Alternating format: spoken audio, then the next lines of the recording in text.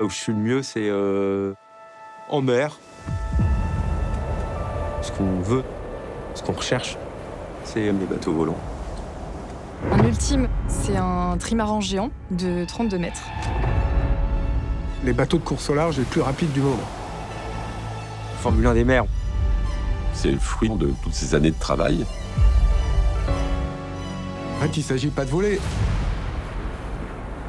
Il s'agit de rester en vol. Prouver qu'on est capable de réussir. Il faut se jeter dans le vide. On va faire une course fabuleuse, mythique. Plus haut niveau mondial. Le vainqueur d'une course, c'est celui qui a fait le moins d'erreurs. Là, c'est vraiment la tuile. Mayday, mayday.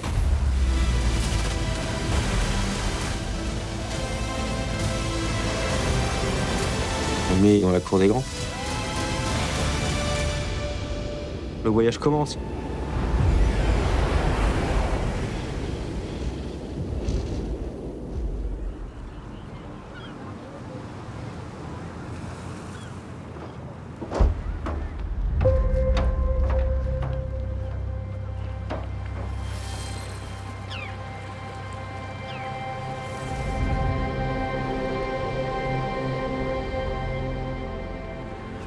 Toronto, ça va? Allez, grand sourire, on regarde par ici. Ici, là, là, là. Parfait, merci beaucoup. Dans 25 minutes, pour info. Et on a dit à partir de 14h30, ça peut partir. Ouais, ça peut passer. Quoi. Ouais. C'est la dernière là. Ouais, c'est la dernière. Et bah ouais, c'est presque un peu d'émotion quand même. Parce Ouais. que c'est vrai qu'il y a eu pas mal de belles courses et d'aventures avec cette machine.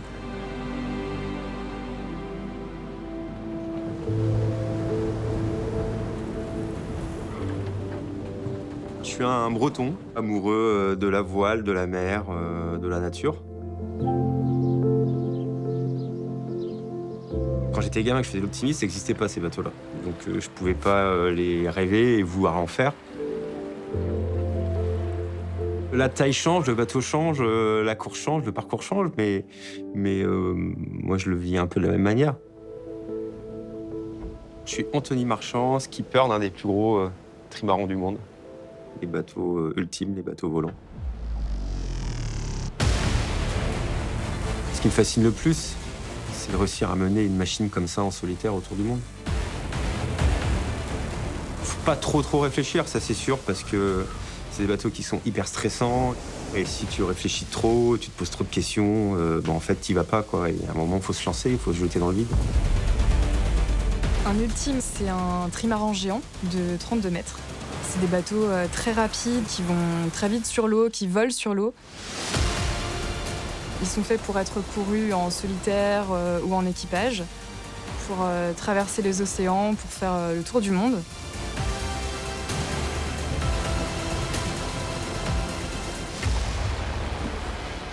Je m'appelle Itzel Maridias, je suis journaliste.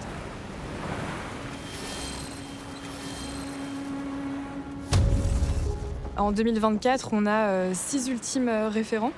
On a Banque Populaire avec Armel Lecléache, Sodebo avec Thomas Coville,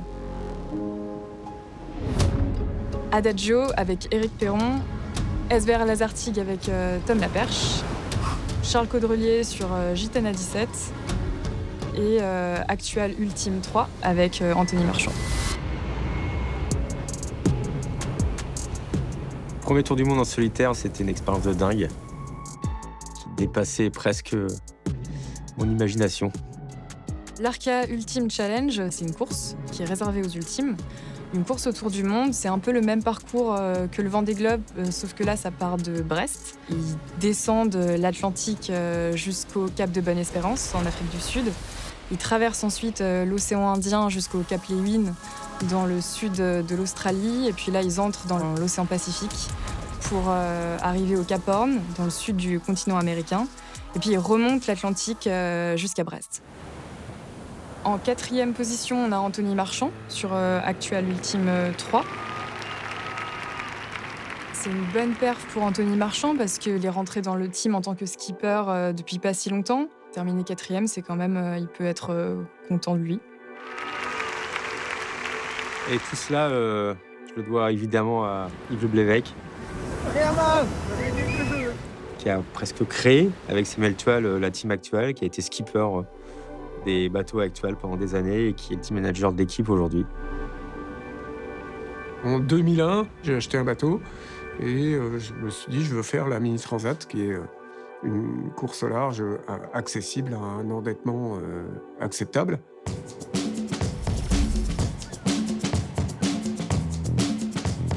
L'histoire du team actuel, effectivement, ça date pas de l'Arca Ultime Challenge, c'est une histoire qui a commencé il y a très longtemps.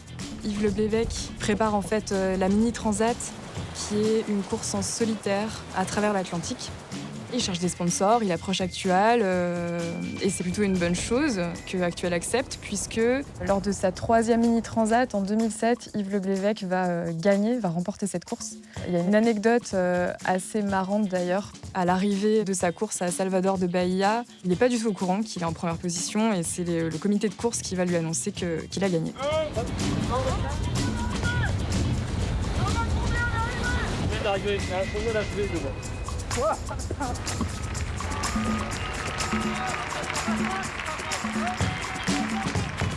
Et c'est ça aussi, finalement, qui a donné aussi le début de l'histoire. Parce que quand on vit ce genre de choses, on a juste envie de les revivre autrement, de façon décuplée, avec un projet plus ambitieux.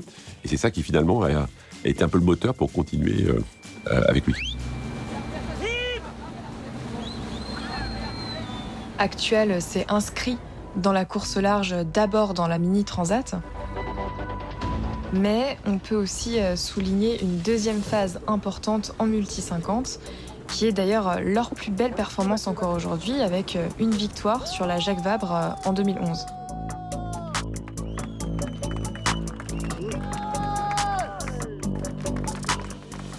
On peut dire que le Multi 50 et cette victoire d'Yves Le Blévec a été pour le groupe le point de bascule pour le passage à la classe reine, la classe ultime.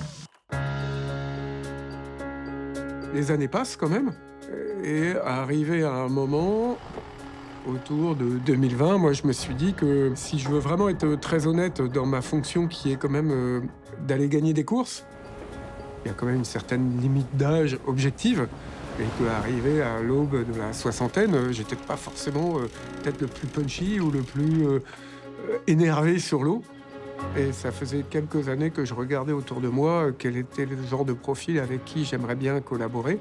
Et à plusieurs reprises, j'ai croisé Anthony qui cochait, à mon sens, beaucoup de cases.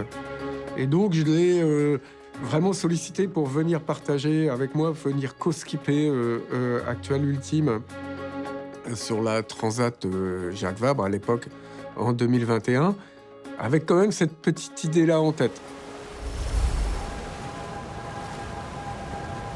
Quand Anthony arrive chez Actual, il navigue sur Actual Ultime 3, qui est l'ancien trimaran massif qui était auparavant skippé par François Gabard et qu'ils ont racheté en 2020. Il y a quoi devant la moto? Il y a un petit bateau de plaisance là, qui traverse l'Atlantique comme nous. Il va aux Antilles, sauf qu'on a eu la VHF, il va faire une petite escale à Madère, le chanceux.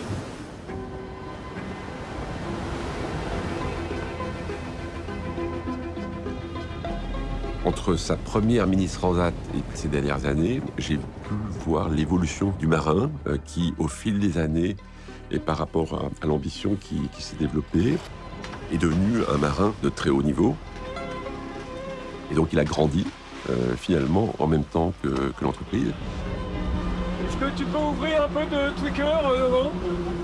Le choix d'Anthony s'est très vite imposé parce que c'est un marin qui coche beaucoup de cases par rapport à son parcours, par rapport à ce qu'il a fait en classe Figaro, son esprit de compétiteur.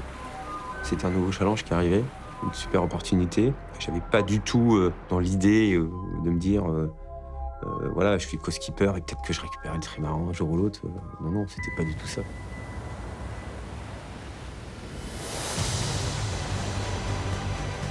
Je me mettais un peu comme une éponge, quoi. Le but, c'était d'absorber le plus d'informations de ce marin qui a navigué sur beaucoup de mers autour du monde et qui avait surtout aussi beaucoup d'expérience du multicoque.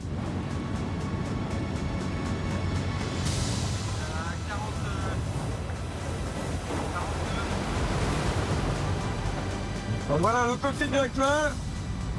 On est parti depuis quelques heures. Et là, il y a Anthony à la table à 4. Et tout va bien à bord de actuel. Top. Équateur passé pour actuel. On est passé dans l'hémisphère sud. Anto, ça se fait. Ah tiens, Là. Petit apéro.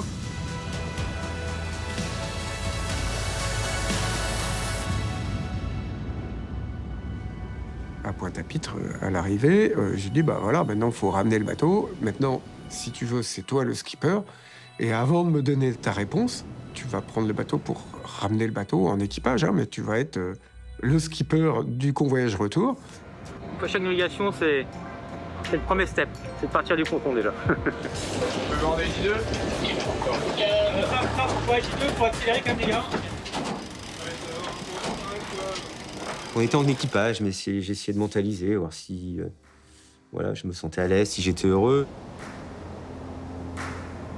Ce sont des bateaux qui nécessitent un engagement incroyable, un engagement humain, un engagement sportif, un engagement mental énorme. Et j'avais la conviction que Anthony était la bonne personne au bon endroit. Et là, il faudrait border en... Voilà. Et en fait, en arrivant à la Trinité, je pense que j'ai même pas eu besoin de dire oui, j'accepte. En fait, j'avais un sourire qui voulait tout dire, quoi.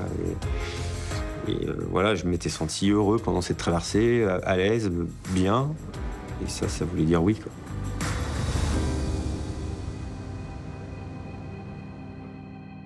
À ce moment-là, ce qui manque à Actuel Ultime 3, c'est de ne pas être né ultime volant.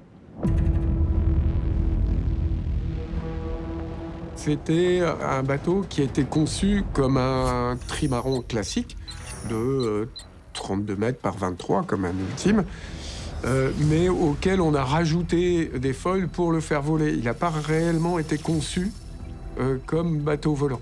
Et ça, c'est un handicap sur lequel on ne peut pas revenir. Je suis Guillaume Nérobancel, directeur du team actuel. On sait que c'est frustrant pour notre équipe et pour notre skipper. Aller chercher des pole positions, aller chercher ou prétendre à des podiums, c'est difficile parce que notre bateau est moins performant structurellement que ceux qui sont face à nous, Gitana, SVR, Banque Populaire, Sodebo. Et donc, c'est frustrant pour nous, pour l'armateur, parce qu'évidemment, on a envie de gagner. On s'est retrouvé dans une situation où on avait un beau bateau, mais qui finalement, avec les évolutions des autres, s'est trouvé un peu distancé d'un point de vue innovation et technologique, qui fait qu'on ne pouvait pas prétendre gagner une course spontanément. Et en tant que capitaine de l'équipe actuelle, moi, j'ai envie que l'équipe gagne. Le fait que Gitana 17 soit sur le marché, il y avait une opportunité à saisir. Et donc, on saisit l'opportunité, on rachète Gitana et on passe à un nouveau projet.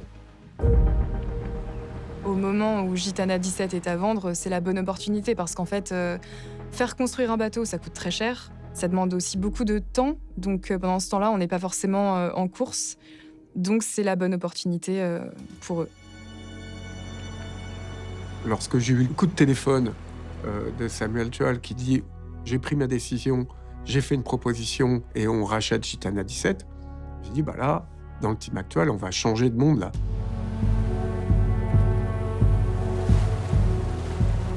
Oh putain, ça y est.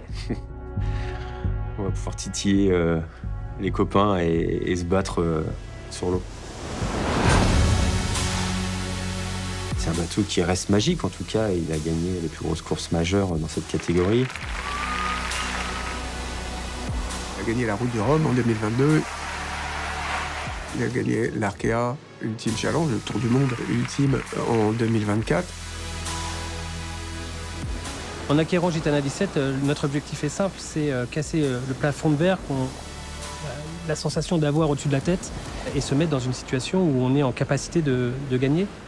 On a hâte de vraiment commencer à l'explorer un peu plus en détail et se l'approprier, surtout pour la saison qui arrive.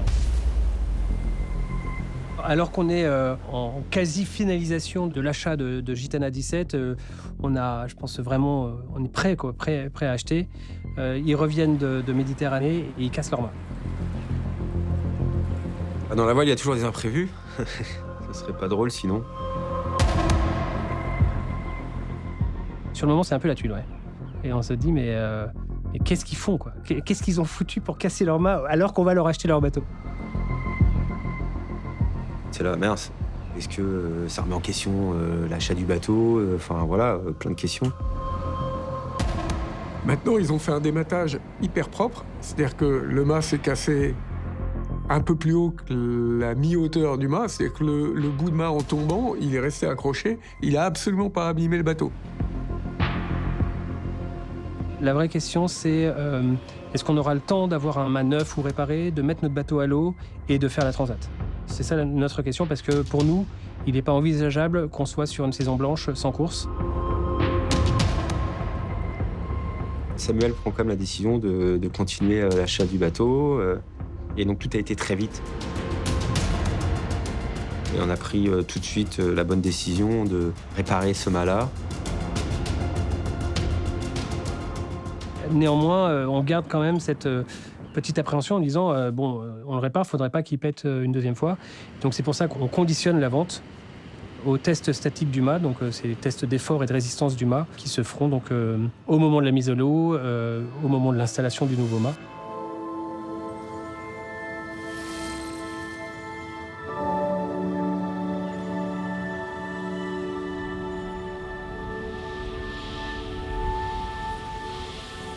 Ces transitions de bateau, c'est toujours des moments assez excitants dans l'équipe. C'est la première fois et la seule fois où on était invité à rentrer dans le hangar Gitana. C'est quand même l'espace fermé, privé de Gitana Team. Où là, on est rentré dedans pour prendre notre nouveau bateau. On est sorti avec et puis d'ailleurs, je ne suis plus retourné depuis. Ouais, je regarde un peu autour quand même, comment ils sont installés. C'est un peu impensable d'imaginer une autre équipe entrer dans le hangar d'un concurrent. C'est un peu comme si, en Formule 1, Mercedes allait espionner la voiture de Ferrari, quoi. C'est impensable. C'est un rêve, en fait. Et donc, il y a toujours les yeux qui traînaient tout le temps partout pour essayer de trouver la moindre info de toutes les questions qu'on se posait pendant plusieurs années. Donc c'était énormément de curiosité en fait.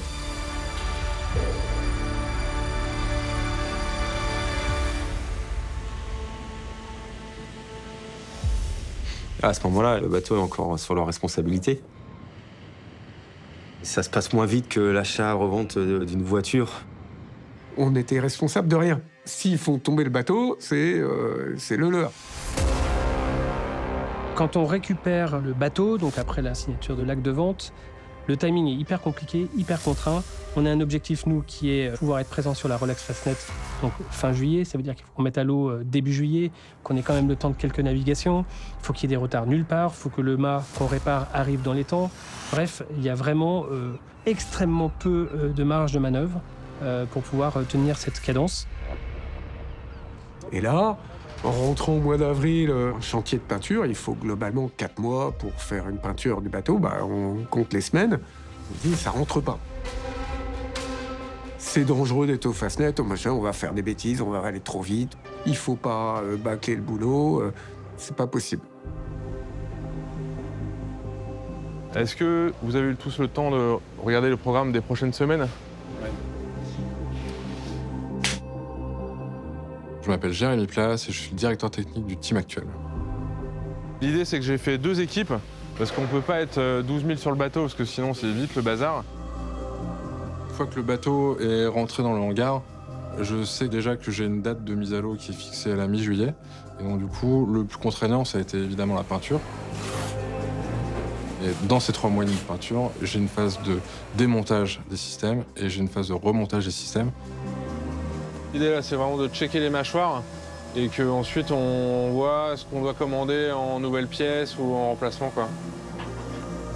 faut tout démonter pour tout inspecter. Et il y a plein de pièces qui ne sont pas accessibles quand elles sont montées dans le bateau.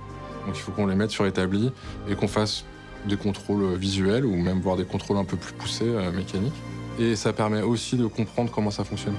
Quand on a toutes les pièces sur l'établi, on a des schémas et puis après on fait le remontage un peu comme un Lego. Et ça permet de vraiment bien appréhender les choses. Il y a un côté hyper important, c'est que ça permet à tous les techniciens de l'équipe de s'approprier le bateau, parce qu'on sait que le bateau, là, il est au sec, très accessible, avec des échafaudages partout. Donc de démonter le bateau, de voir comment c'est fait, de réviser l'ensemble des systèmes et de les remonter chacun dans son domaine. C'était un challenge de toute l'équipe de s'approprier une machine, essayer de la comprendre en 3 mois. Sachant qu'elle était en peinture, on n'avait pas accès à toutes les pièces du bateau, à tous les flotteurs, on démontait des choses. Et déjà, on voit qu'un meuble Ikea, dès que tu le démontes une fois ou deux, il te reste 3 pièces dans les mains. Donc un ultime géant, voilà, on n'a pas le droit qu'il nous reste des pièces dans les mains. Surtout que quand on démonte, on découvre toujours des petites surprises, des choses qui sont cassées, des choses à remplacer. Toutes les pièces sont prototypes. Donc ça demande du temps à refabriquer, à redessiner si on n'arrive pas à refaire exactement la même chose, à comprendre pourquoi ça a été fait comme ça. On n'a pas fait de gros changements pendant le chantier sur la mécanique et la technique. Par contre, c'est vrai que l'ergonomie, j'avais envie de mettre un peu ma patte. Le truc qui sonne. Enfin, toi, Ça, c'est trop facile, ça. Surtout là-bas, c'est trop facile, en fait. Tu peux le faire en mode somnambule, tu te rends même pas compte. Je me souviens sur d'autres séries, à force d'enquiller des micro-siestes de 10 minutes, 20 minutes, à un moment, j'éteins le réveil qui était accessible de la bannette et j'oublie de remettre 20 minutes. Et je m'endors pendant 2 heures.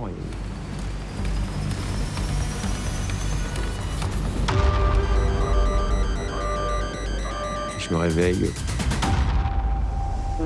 par chance juste avant de me prendre un cargo. Donc chaque détail, chaque chose est importante. Et même le déplacement du bouton pour éteindre le réveil.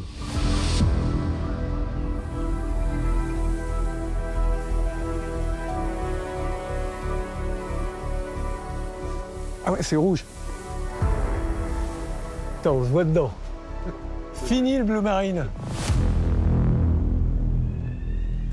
Vous savez qu'à l'occasion de remontages stratégiques, d'opérations un peu délicates, on se cale avec le Gitana Team pour que des membres de l'équipe correspondant à ce dont on a besoin viennent de façon à qu'on fasse le boulot ensemble. Il faut faire attention quand les yoks arrivent sur l'arrière du tableau. Là. De ne pas se cogner dans les glissières. Voilà, il faut une façon de le positionner avant de le monter. Ouais.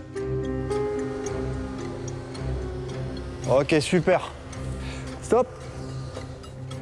Dans le deal d'acquisition, évidemment, on ne rachète pas le bateau, point. On achète aussi une expérience, donc un transfert de connaissances. Les équipes de Gitana vont nous accompagner. Ce pourquoi on avait besoin de l'équipe Gitana, c'est de connaître tous les petits tips de méthodes de montage et de démontage des systèmes. Pas trop, doucement. Avancez. Ok, il est en place. Tout ça, c'est du gain de temps. Hein. Le fait de collaborer avec l'équipe qui a conçu le bateau avant, ça fait gagner du temps. Je veux bien que tu me passes le premier axe. Là, sur ce bateau-là, c'est pas le même montage. Le safran, en fait, il pivote autour d'un axe et non pas d'un palier. La transmission est essentielle parce que sur des pièces prototypes, il y a tellement d'évolution, d'historique qui n'est pas archivé dans les ordinateurs qu'on a besoin de savoir quel a été le cheminement intellectuel pour en arriver là. Ça arrive que des équipes permettent à l'équipe qui rachète le bateau d'en apprendre un peu plus, de lui donner un peu les premières clés, on va dire. J'arrive. On doit voir un truc avec toi. Ah ouais, non, par contre, je suis désolé, ça va pas pouvoir. C'est impossible de filmer ici, là. C'est secret. Il y a des éléments particulièrement secrets. Je pense notamment à l'aile de raie. Ça, c'est vraiment la pièce maîtresse d'un ultime. C'est là où on va mettre énormément de temps, d'énergie, d'investissement en recherche et développement. Ce qu'on va garder le plus secret, ce sont tous les systèmes qui sont dans l'eau qui permettent de faire voler le bateau. Donc au-dedans, on a les safrans qui permettent de faire voler l'arrière du bateau et en même temps de diriger le bateau. Et on a la dérive et les foils. C'est ce qui technologiquement là est le plus développé, c'est là-dedans qu'on met le plus de ressources de recherche. Si on veut être le meilleur, et que pour être le meilleur, ça passe par des innovations technologiques, on n'a pas nécessairement envie que nos concurrents connaissent ces innovations-là. Le bateau, c'est toujours une affaire de compromis. On ne peut pas tout avoir parfait ou tout qui fonctionne sur toutes les conditions de vent ou toutes les conditions de mer. Donc on fait des choix de configuration et qui font qu'on va se dire tiens, là je vais plutôt axer mon bateau pour gagner une route du Rhum ou pour gagner un tour du monde. Ça ne va pas être les mêmes choix techniques. Donc du coup, pour garder cette stratégie secrète, et du coup on cache certaines pièces du bateau, on garde certains secrets pour pas dévoiler où on a placé notre compromis.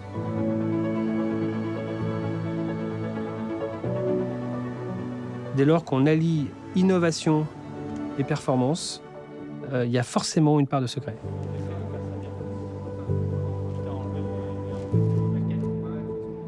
Quand les échafaudages se démontent, c'est bon signe. C'est que la mise à l'eau approche. Faire un petit tour à l'intérieur. Julien, co-skipper pour la Transat Café L'Or. Je m'appelle Julien Villon. Ma mission, c'est d'être le co-skipper d'Anthony Marchand pour cette saison 2025, avec comme objectif principal la Transat Café L'Or. Julien Villon, c'est par là, très grand navigateur. Non, faux, tu me pièges. C'était un élément hyper important dans le projet. Ok, on avait une super machine. Ok, l'équipe monte en puissance. Mais faut continuer à progresser et à s'accompagner des meilleurs navigants. Très rapidement, avec Anthony, on s'est dit, mais c'est hyper important de savoir avec qui il va naviguer, avec qui il va collaborer. On va regarder comment ça se goupille.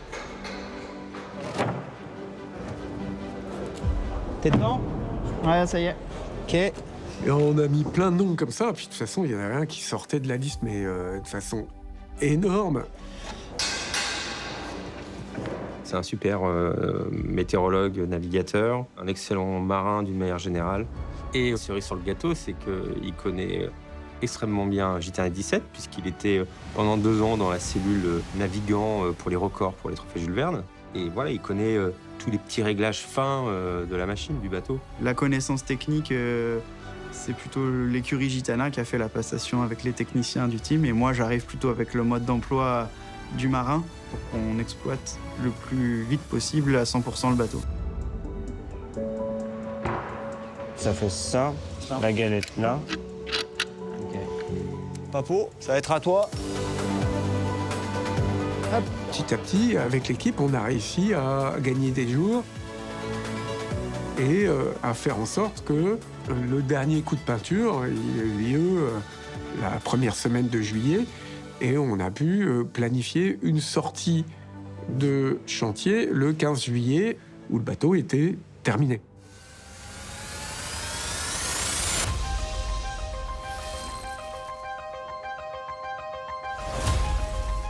Ça va monter? Ça va monter. À chaque bateau qui sort du chantier, c'est toujours le plus beau qui sort le chantier. Parce que on est dessus, on a bossé, on y croit.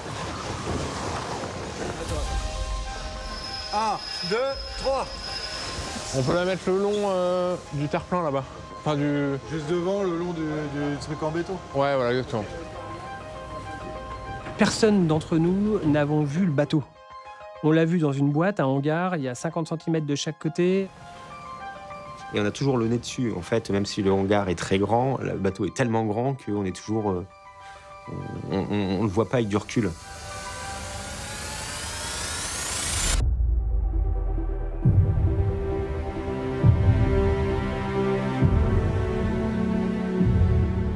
T'es ok, tout est prêt? Écoute, c'est pas mal.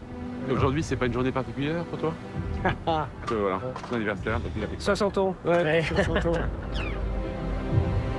Moi, j'ai trouvé ça sympa d'inviter 300 personnes à mon anniversaire.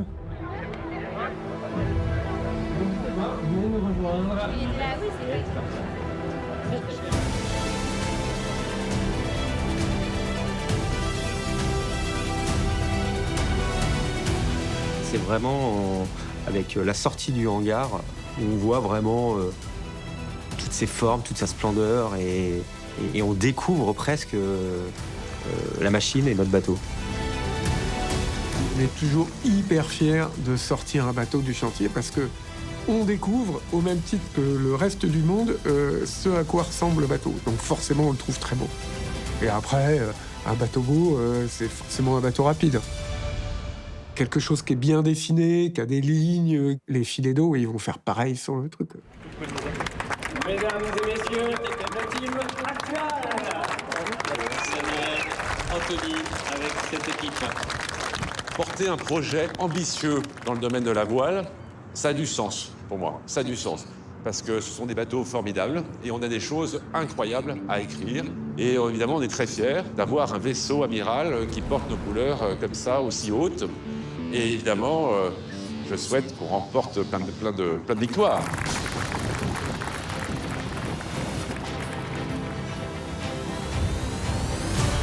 Quand on fait ce type de projet, oui, c'est forcément pour gagner. On sait qu'on a un programme où on doit marquer les esprits le plus tôt possible, parce qu'on est là. On a comme course majeure la Transat Café l'Or en novembre. Si on veut faire une bonne Transat Café l'Or, il faut réussir les 24 heures ultimes, on va être confronté aux autres.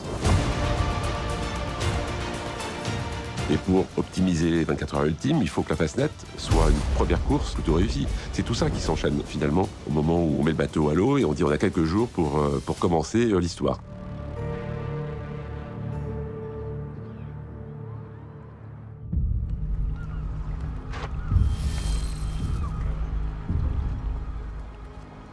Bonjour à toutes et tous. C'est la journée la plus importante. Tout le monde voit où il se positionne. Lors des mises à l'eau du bateau, ce qui peut créer des tensions, ce sont les imprévus. Surtout quand il est tout neuf, quoi. Est-ce que vous avez des questions? Est-ce que quelqu'un ne sait pas ce qu'il fait aujourd'hui? Super, et ben bonne journée à tous. Faut pas aller trop vite parce qu'on manipule des choses qui sont lourdes. La chenille roulante, des grues, enfin effectivement il y a beaucoup de force en présence. Ça va doucement, mais on peut faire des grosses bêtises. Toi t'as un truc qui est tombé, Mich? Mich? Mich? Mich! Attends!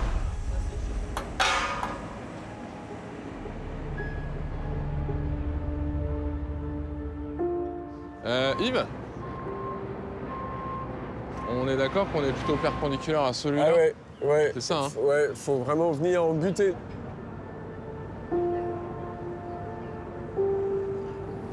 Vous surveillez bien ce côté-là, là?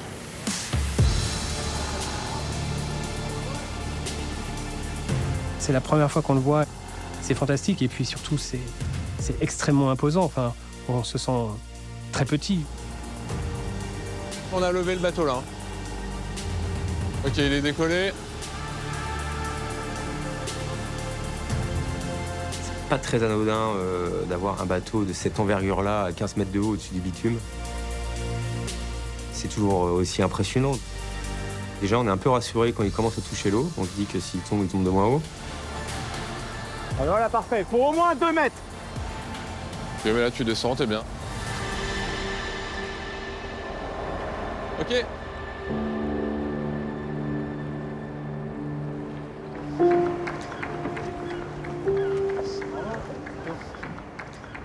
Nous, on a la responsabilité du bateau parce que le transfert de responsabilité du bateau est fait, donc c'est le nôtre. On le met à l'eau, on en est responsable.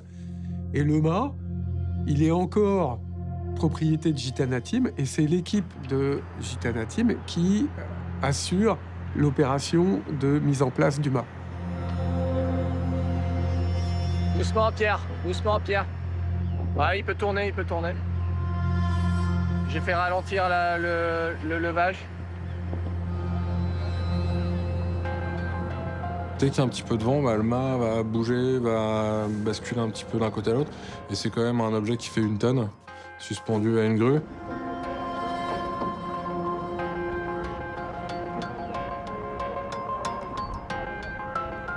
Là, on va pouvoir commencer à le reculer. Hop, hop, hop, voilà. De voir ce mât de plus de 35 mètres de haut se rapprocher et juste se poser sur une petite boule en titane de la taille d'une orange, avec des efforts juste monstrueux dedans. C'est un moment qui est assez spectaculaire. C'est bon, ils sont choqués, je pense.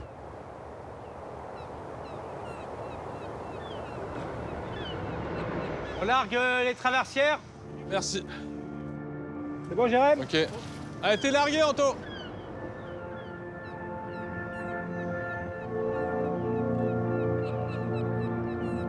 C'est ma première manœuvre à la barre de ce bateau au moteur.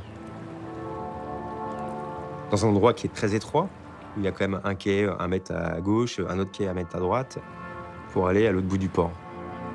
Ok, pousse un poil devant. Hop, c'est bon, pas plus derrière. C'est bien, les gars. Avec le petit bal habituel des semi-rigides qui nous aident à manœuvrer.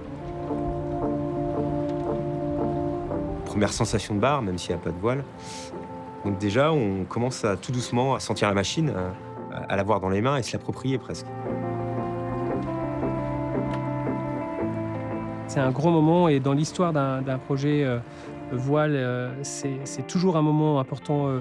La sortie du hangar, la mise à l'eau, ça marque le début, le vrai début de l'histoire. En fait, tout ce qui était avant n'est que la préparation d'une histoire qui débute au moment où le bateau touche l'eau.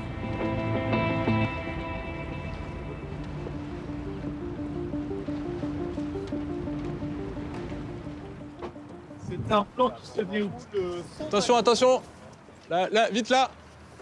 Allez. Doucement. Choquez un peu. Ok, 1, 2, ok. Et on va se préparer à monter. La découverte de la tête de mât, c'est toujours un petit dossier.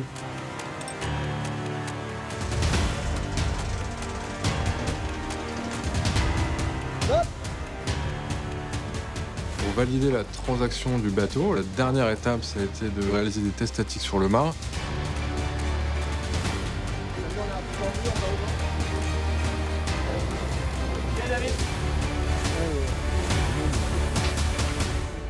Les tests statiques sur le mât sont menés et par le chantier qui a réparé le mât et par le cabinet de calcul qui garantit que le mât a été réparé dans de bonnes conditions. Notre objectif, c'est de monter, on note, si on atteint le rouge, on est content, super. Après, si on est en forme, si on est confiant, on regarde là, ça bug. Ça, on estime entre nous. Ce qui est bien, c'est d'avoir une target au fichier. L'enjeu des tests de mât, c'est que le bateau a connu un dématage 10 mois auparavant. Et donc, ce mât est un mât réparé, reconstruit. Et donc, il faut repasser par la case de validation de la réparation qui a été faite.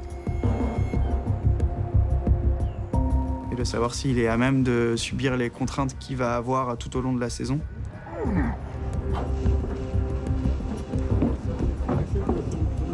Pas mal. Les tests statiques valident que les réparations du mât sont conformes à ce qu'on attendait.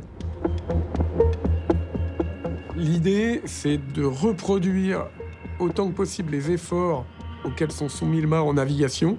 Donc on remplace les voiles par des cordages assez costauds. On met des capteurs de charge dessus. Et puis on tire.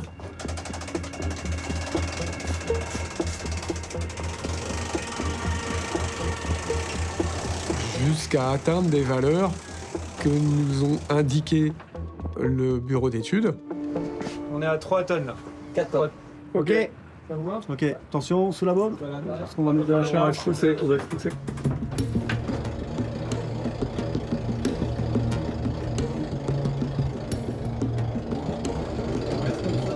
Donc du coup, on part de 0, ce qui est facile, et puis on monte à plusieurs tonnes.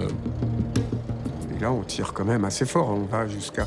Sur la tension d'écoute qu'on mettait, L'ordre de grandeur de mémoire, c'est autour de 15 ou 16 tonnes. Il y a encore de la tension dans les coudes DG. Sur la tension des baobans, ça commence à être... Et c'est le moment un peu le plus critique parce qu'effectivement, s'il y a un défaut dans la réparation, eh ben, le mât peut tomber. Donc il y a quand même pas mal de stress. Et les gars, là, on se remet. Normalement, le target, c'est 12,3. Et puis comme ça, on va atteindre certainement nos 11 tonnes dans le zéro. Tu veux dire qu'on est proche de la pression max hydraulique? Pas loin, ouais. Si le mât ne répond pas au test, c'est la cata. Ça met en l'air tout ce qu'on avait prévu de Transat Café L'Or, Fastnet. Donc ça, il y a un peu de tension à ce moment-là. Ouais. On est concentré, on fait pas un bruit, on écoute le moindre craquement. Il y a une sorte de tension à bord et de concentration qui était assez étrange. 2, 3, 5. Et les dernières tonnes qu'on met, Bah au bon, là, ça commence à être bien tendu. Hein. ça cracouille un peu partout. C'est quand même assez stressant. Donc là, c'est le dernier palier? Ouais, 17. Ouais, 14. Ouais, allez, s'écarte. On fait le silence. Donc là, à ce moment-là, il y a quand même un peu de pression, un peu de stress.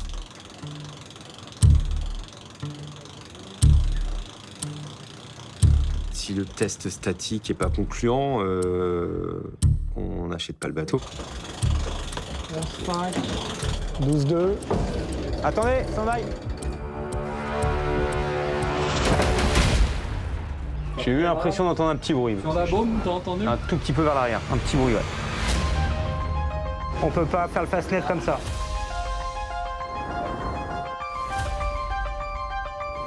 Ça, c'est S vert. On est à fond, là, on est à 7. On arrive à décoller.